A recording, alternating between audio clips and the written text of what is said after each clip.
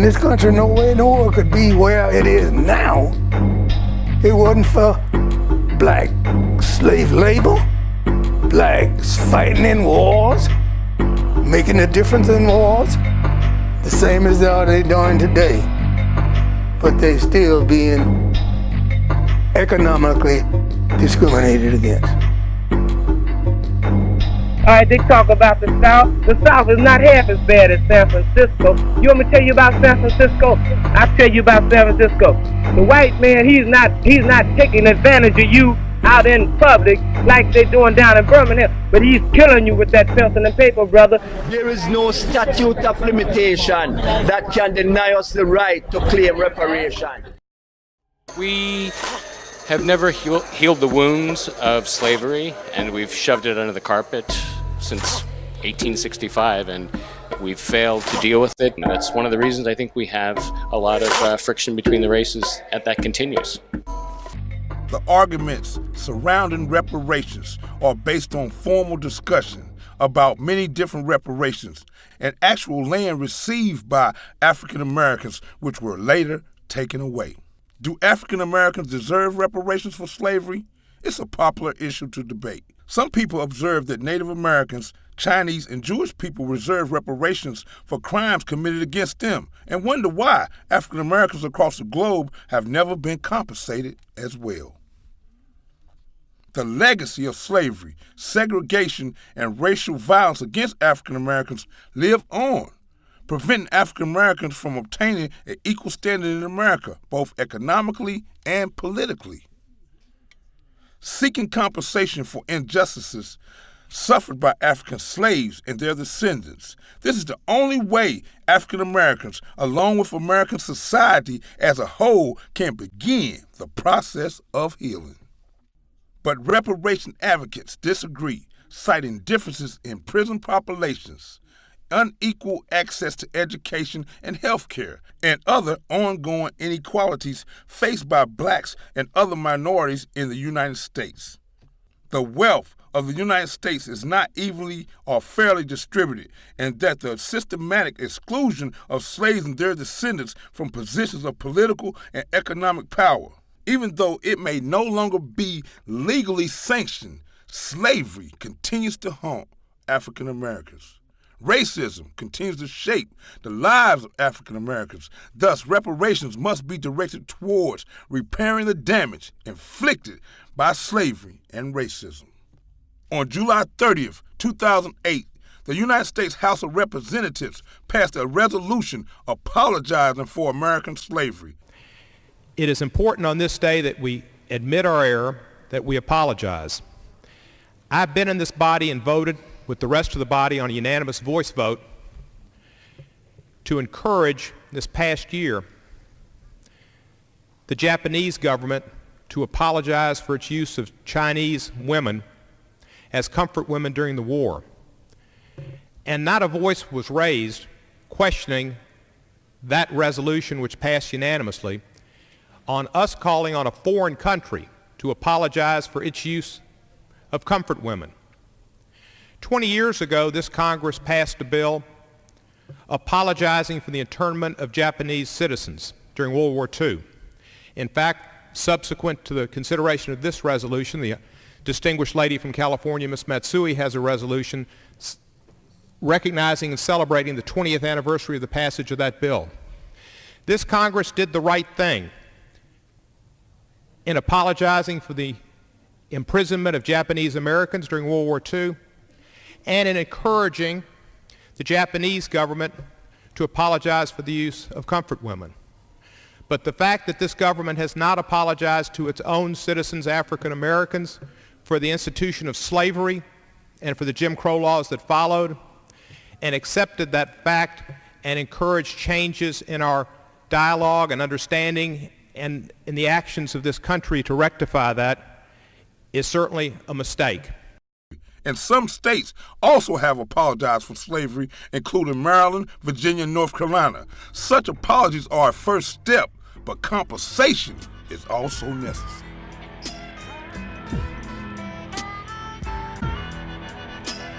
Reparations for slavery is a proposal that some type of compensation should be provided to the descendants of enslaved people in the United States in consideration of the cruel and uncompensated labor that their ancestors performed over centuries.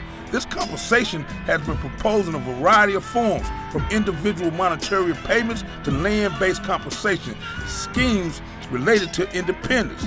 The idea remains highly controversial, and no broad agreement exists as to how it could be implemented.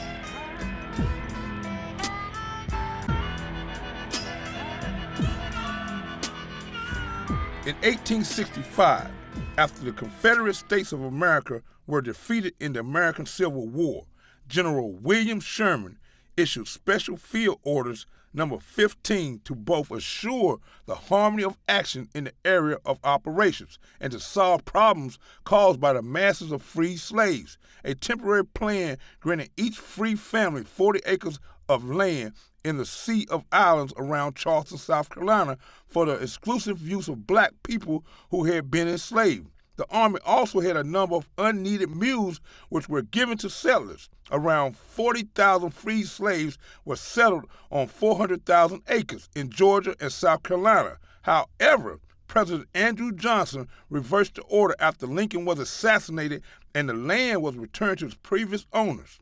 In 1867, Thaddeus Stevens sponsored a bill for the redistribution of land to African Americans, but it was not passed. The orders were issued following Sherman's march to the sea. They were intended to address the immediate problem of dealing with tens of thousands of black refugees who had joined Sherman's march in search of protection and to ensure the harmony of action in the area of operations. His intentions was for the order to be a temporary measure to address an immediate problem and not to grant permanent ownership of the land to the freed man, although most of the recipients assumed otherwise. General Sherman issued his orders 4 days after meeting in Savannah, Georgia, with 20 local black ministers and also an abolitionist from Massachusetts who had previously organized the recruitment of black soldiers for the Union Army. He was put in charge of implementing the orders, but the orders had little concrete effect as they were revoked in the fall of that same year by President Andrew Johnson, who succeeded Abraham Lincoln after his assassination. My name is Daryl Dieter. I live in Fillmore District in San Francisco, and I work as an institutional researcher at San Francisco State University. So I've been asked to comment on the idea of reparations for slavery, and I would say the labor and the production of many goods and services were the product of the immoral nature of slavery, and as a result, that's when we have an injustice in society, we try to correct for it. And there's some examples in the past in which, for example, the Nazis used slave labor for a lot of their wartime production, and a lot of those companies have made reparations in the same way that could be done here. There are a lot of logistics that make it a difficult process, but it's been done before, and I would say it should be done again. My thoughts on reparations. I can say a lot. I think that ultimately our government didn't do a good job, clearly, with making sure that reparations were handed down properly to many of our ancestors who were brought to this country against their will, who came here and basically built this country on their backs through slavery and were never compensated. And so I support it. I think something should be done to support the community and compensate the community for what's happened in our history. Lord, I ain't free working in these fields.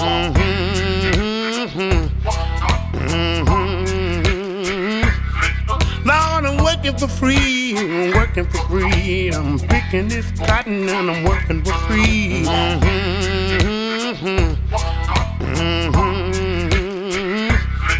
Lord, I'm working for free, I'm working for free. I'm picking this cotton and I'm working for free.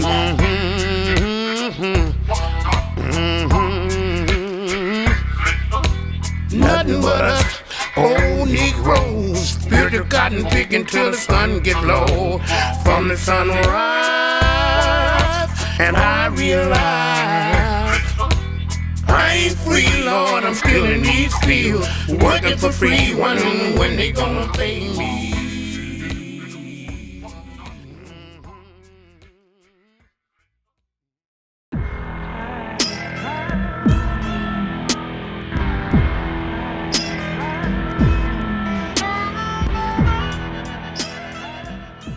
Before the cotton gin, slavery had been on its way out. Farmers realized it was more expensive to maintain slaves compared to the value of what they could produce.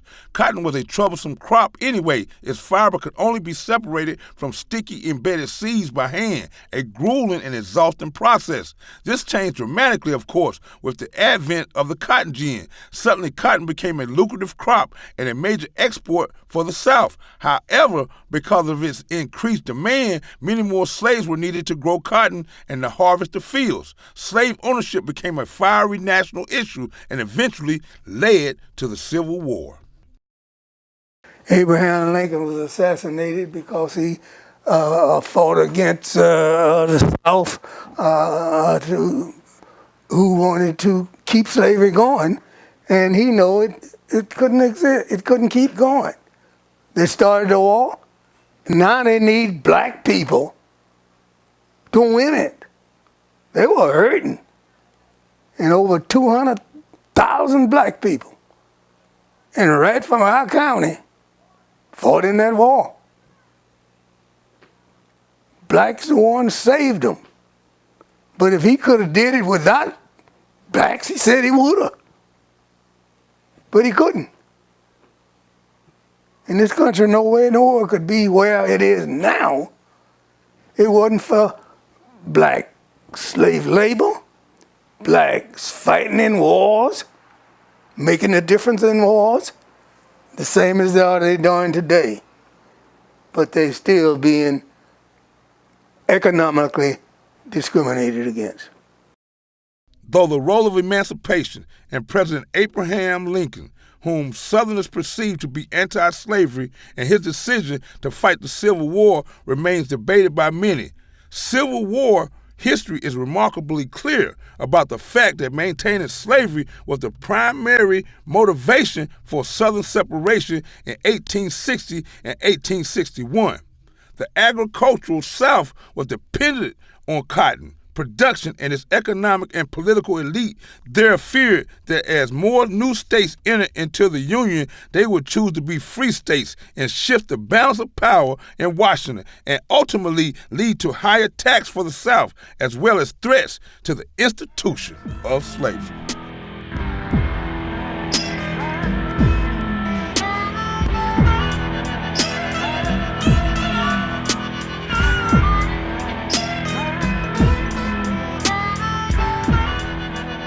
I'm Rico from the Western Edition, Fillmore, San Francisco.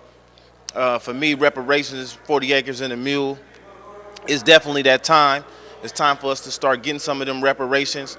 And anything could be a start, but first as a community, we gotta come together and we gotta hold people accountable for those reparations.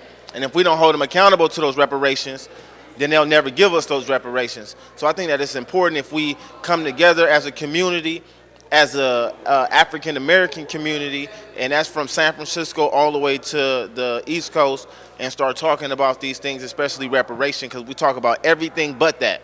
We talk about Black Lives Matter, we talk about all this different stuff, but we ain't talking about the economic issues that's going on in our communities and how the 40 acre and the mule can easily fix those problems. I think that there have been so many promises that have been made to so many communities that have been left unfulfilled.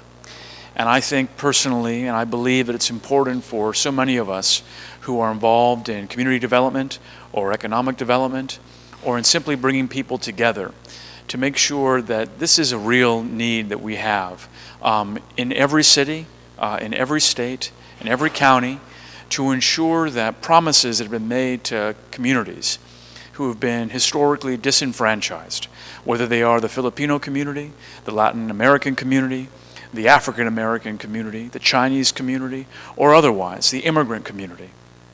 that the promises that have been made to each of them about equal opportunities and pathways for advancement are made real. For me, that's just a personal thing that I think every day people should be reminded of when it comes to ensuring that people believe that there are those in power, both with formal authority and also with moral authority, that ensure that those pathways for advancement are made available to all people. And it's something and frankly is a fight that I think needs to be remembered every day and fought every day, because there's always someone who needs to make sure that their promise is being delivered to them. And I hope to be part of that process, and I know that this film is looking to make sure that people get that message as well about what they can do with their lives and who they're accountable to, and that's the people. The transatlantic slave trade and slavery, more appropriately called the Holocaust of enslavement, was a crime against humanity. Millions of Africans were brutalized, murdered, raped, and tortured. They were torn from their families in Africa, kidnapped, and lost family and community associations.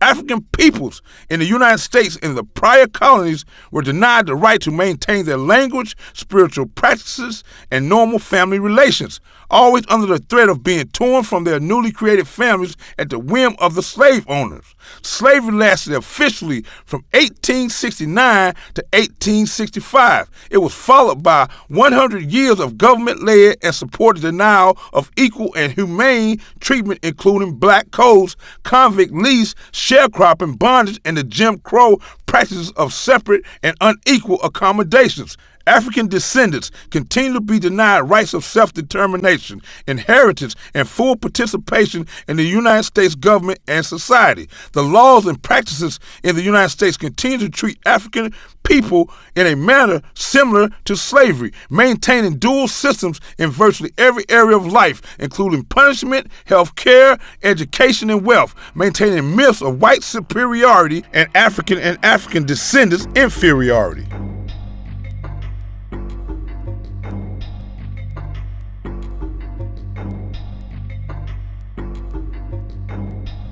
And slavery in this country was extremely brutal, not unlike anything the world had ever seen before. Usually, slavery has always existed in the world, but it had always been a situation where you've been conquered and your humanity was still respected, and eventually you could elevate from the status of being someone who was enslaved. But here in the United States,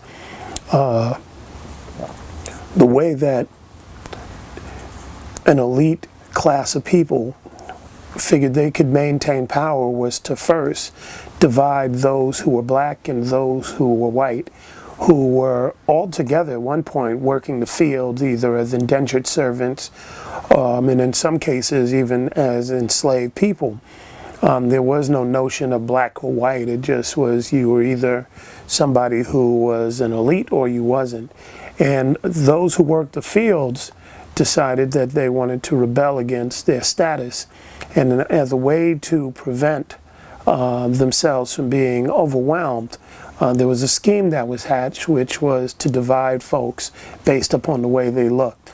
And so white people or white indentured servants were told that even though you're a servant, you too can one day ascend to loftier heights. And those who you work alongside of, the African, they are black and less than human. And that's been a legacy this country has built itself around. I mean, the economy has been built around it. A lot of our political system is based upon the enforcement of that sort of ideology, and it's a cornerstone for what many would say is white supremacy. So once you had a situation where those who were enslaved were freed, after a lot of effort from freed Africans who fought the abolitionist movement and eventually the Civil War, those who were in the South, which was the cradle for slavery here in the United States, wanted to somehow keep that system going. And they came up with another scheme to do that, a scheme that was backed or could be seen as legal, and that was sharecropping. And you know, the best way just to describe sharecropping is almost like loan sharking, meaning I'm going to give you something that you can never ever really pay back. And in this case, you had those who were enslaved, who were eventually freed, who found themselves having to work, but the people that they could get jobs from weren't going to hire them. They found themselves facing new laws, the black codes and others that would say that if you don't have a job or a place to live or any of these types of things that that was being declared normal in society, those who didn't meet that normality found themselves being criminalized. It's so, in order to get work, in order to survive, in order to eat, many of those who were enslaved went actually back to the plantations that they were freed from. This time they were able to negotiate, quotations around the word negotiate, some sort of payment plan. So, you know, you leased out a plot of land, you planted some crops. The plantation owner would get part of those crops, you would get the rest, but you know, because people who were enslaved were never taught to read and write, the books were kept by the former slave masters and those who had power over them. So the enslaved African never got out of the sharecropping contracts that they were in, and those were brutally enforced. So that's part of the history as I understand it. My thoughts on reparations are deep.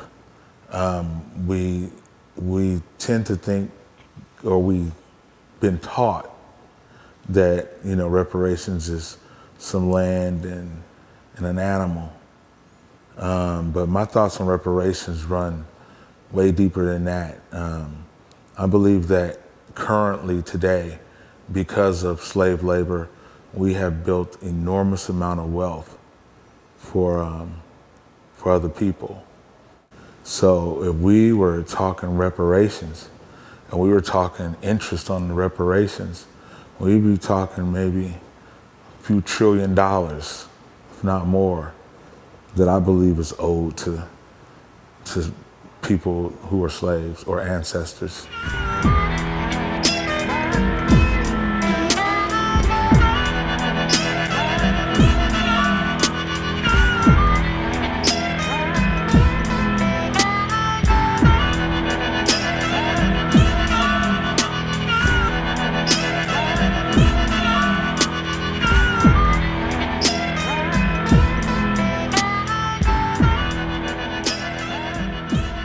It's hard to predict the future when it comes to what might happen, or what landslide court action might take place, because we didn't think that we would have a black president, and we got one.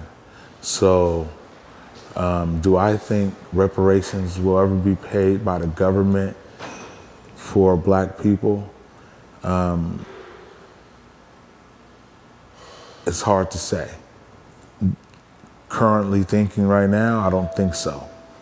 I don't think that we'll ever get what we really are due. Not the 40 acres and a mule. I'm talking about half of the wealth that every country benefited from slavery. Do I think reparations would ever happen? Despite supporting it, I'm pretty doubtful. I think combination of denial and sufficient political leverage makes it unlikely. But as I said, it's happened before in the Nazi Germany. Companies have paid reparations back to the Israeli government and other entities, so it can happen, but I'm doubtful. How do I feel about reparations? I definitely think that black people deserve reparations. Brown people deserve reparations in America. America was built on genocide and slavery, and that's not debatable.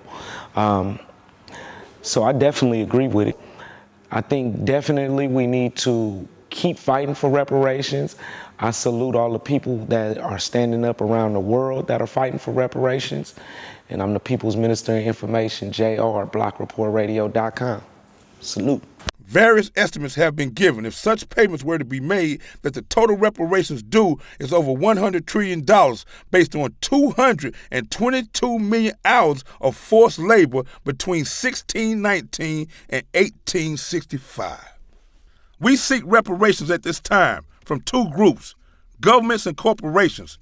There are individuals, families, and religious institutions that directly benefited from slavery in the United States and who, if acting in good faith, will contribute to reparations funds for the use in assisting in the reparation process. However, we choose to focus on the government and corporations because of their particular role in the horrific tragedies of slavery and the continuing evidence of slavery we live with today. In addition, we recognize that all white people, to some extent, have benefited from slavery and the underlying lie of white supremacy, which allowed to exist for 2.5 centuries in the United States. This lie has led to what is commonly known as white skin privilege and results in significant benefits to white people. The process of reparations would include creating ways to change the culture of white skin privilege that was created to sustain slavery and its continuing shadow.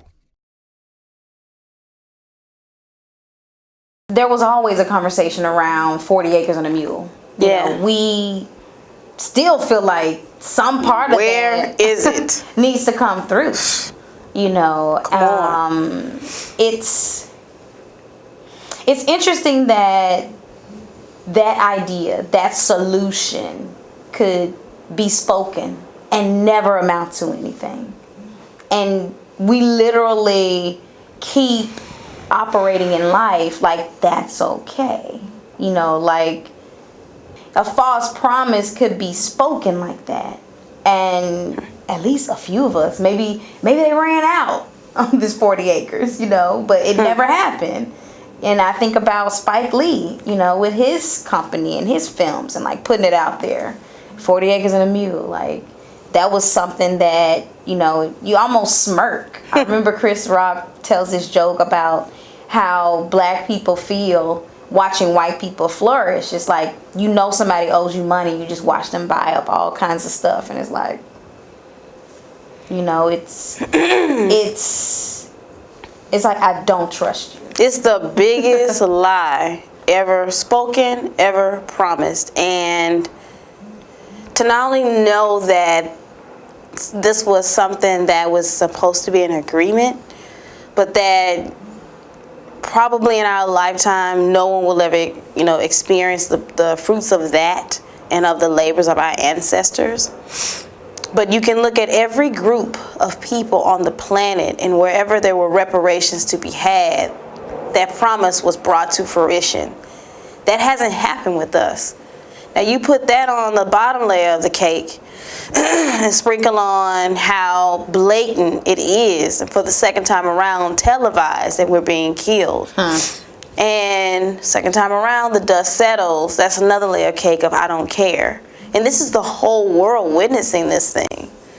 I mean, what else can we add to this cake? You know, because you've already baked me a batch of bull, you know, how much you're supposed to respect me, or how much you're supposed to care, or how much you're gonna provide because of all of the labor that has gone into this country. I mean, you already based your entire Washington, D.C. off of Kemet. There's nothing that shows what we've done in this country. And as long as I can say anybody who's darker and anything in this realm of shade of brown and black is dumb, a criminal, deserves to be treated any kind of way, as long as that's perpetuated, we won't get what we're due because people don't think we deserve it. We're just here. There's no recall. No recall at all. And if you talk about it, you're like an angry black person who's just complaining. But it's like, I can't treat you like that today. You take me to court. But let's try to take somebody to court off what we are owed for all the work we've done. It's just unheard of. If the government were to give me 40 acres and a mule and $50,000 with it, I probably would invest my money in some type of stocks that I know that would build something, and then also give back to people who want to go to college. But I'm not sure, like, in a way how I would do that. So I would probably reach out and network with different people who have majored or understanding in that, so that, like, I wouldn't just be giving $50,000 to somebody random. I would want that $50,000 to go to something good. And then if I were to get 40 acres, I would probably build a school, and a school for, not only a school for people of color, but a school that's their foundation and roots are built upon that, built upon giving back consciousness to people who have been through these situations. That's what I would do. Reparations can be in as many forms as necessary to fairly address the many forms of injury caused by slavery and its continuing evidence. The material forms of reparations include cash payment, land, economic development, and the resources, particularly to those who are descendants of enslaved Africans. Other forms of reparations for black people of African descent include funds for scholarships and community development, creations of multimedia depictions of the history of black people of African descent, and textbooks for the educational institutions that tell the story from the African descendants' perspective, development of historical monuments and museums, the return of artifacts and art to appropriate people or institutions, the exoneration of political prisoners, the elimination of laws and practices that maintain dual systems in major areas of life, including the punishment system, health, education, and the financial and economic system. The forms of reparation received should improve the lives of African descendants in the United States for future generations to come.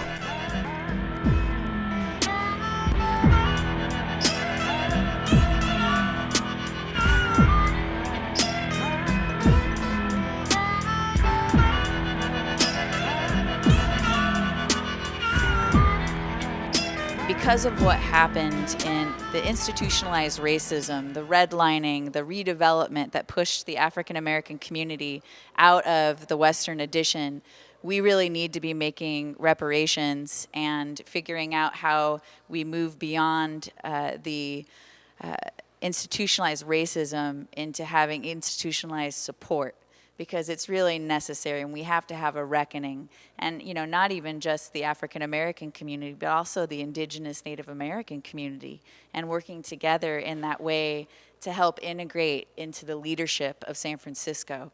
And so, you know, when I'm thinking about what can happen in the Fillmore, it really needs to be led by the African American community, and it's a matter of political will.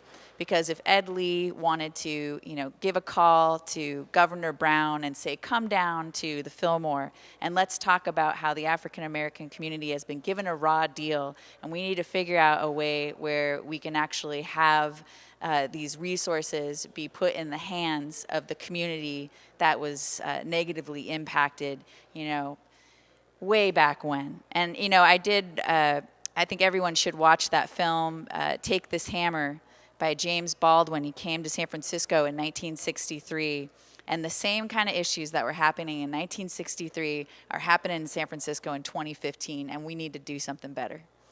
I was speaking to my ancestor last night, and I just said thank you.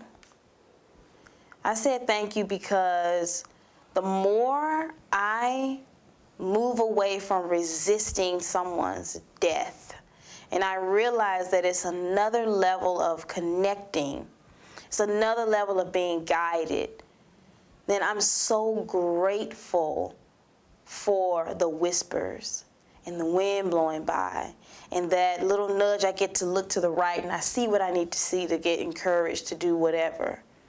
I mean, all I have is gratitude. And use me. Let me be your puppet. Let me live out what you didn't get to finish, because I'm carrying that torch and I'm listening to you. And I'm so grateful that you trust me with this. Mm-hmm. So I just thank my ancestors so much, because I began to see through their eyes what their day-to-day looked like. Because we take it for granted, you know? Mm-hmm. So, yeah, gratitude. I definitely would have to say thank you to ancestors that I don't even know about, you know, who, like I said, have prayed and have meditated and have suffered for me to be able to sit here in Lower Haight in San Francisco and complain about white people and talk about how I feel. There was no opportunity for that for many of our ancestors, you know. And I don't mean to box in our experience just with slavery, but since we're talking about reparations, I mean, it has to be a whole conversation around gratitude. And like Malora said, about choosing me to take a path, like really believing that I could do it, that I could put something out there for my people, for myself, for the legacy that I carry, for the shoulders that I stand on, you know, for everything I got to hear, for everything I get to experience now. It's like, thank you. Thank you for my life. Thank you for saving my life when I don't even know that my ancestors are moving things for me, you know, and making things so that my path is an amazing one, even with pain and hurt and disappointment, you know. So thank you. And yeah, like, I'm going to do it. You know, I will do my part. That's the commitment. That's my word. You know, so just filled with gratitude and humility, you know, being humble for their experience, you know, for the blood that runs through my veins. Yeah. The Jewish people had great success in accumulating billions of dollars in reparations after the Holocaust in Germany. After World War II, they created associations such as World Jewish Restitution Organization and the Conference on Jewish Material Claims Against Germany. These agencies filed court cases and won reparations on behalf of the victims and their descendants.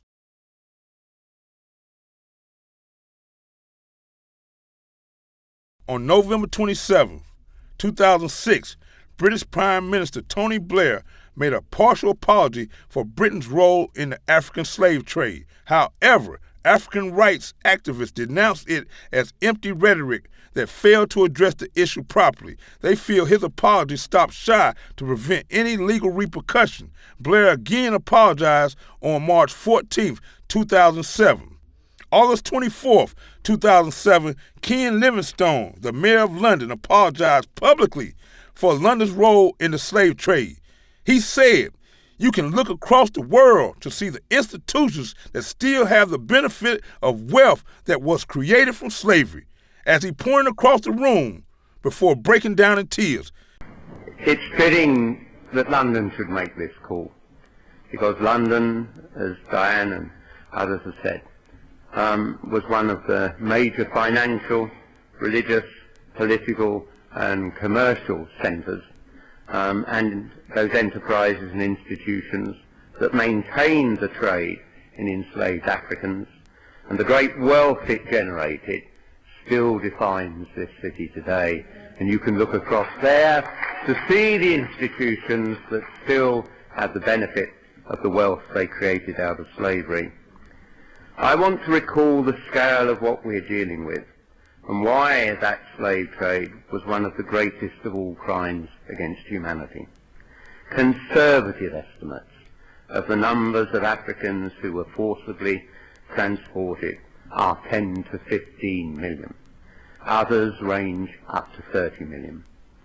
Deaths of the enslaved Africans began immediately. As many as 5 in every 100 died in the prisons before transportation, and more than 1 in 10 died on the voyage itself. This was the direct murder of some 2 million people. Conditions imposed on the survivors amounted to a regime of terror. The state of Virginia made it lawful to kill and destroy such Negroes who absent themselves from service. Branding and rape were commonplace. From 1707, punishment for rebellion included nailing them to the ground and applying fire by degrees from the feet and hands, burning them gradually up to the head. When in 1736 Antigua found there was to be a rebellion, 5 ringleaders were broken on the wheel, 77 burned to death, and 6 hung in cages to die of thirst. For lesser crimes, castration or chopping off of half the foot were used. A manual noted, terror must operate to keep them in subjection. If the murder of millions and the torture of millions more is not a crime against humanity, then these words have no meaning. As Mayor, I offer an apology on behalf of London and its institutions for their role in the transatlantic slave trade. Reparations are a way of making peace with the past. Reparations will allow the United States residents to make peace with a significant part of this country's shameful past and end the trauma of its current effects. It will allow the story of the Atlantic slave trade, Jim Crow, and ongoing racial discrimination and violence against black people of African descent. It will demonstrate the link between slavery and the current social, health, and economic and political status of African descendants and therefore destroy the myth of white supremacy. This is an acknowledgement that will allow us to go forward rather than remain stuck in the pain of the present that is caused by the unresolved pain of the past.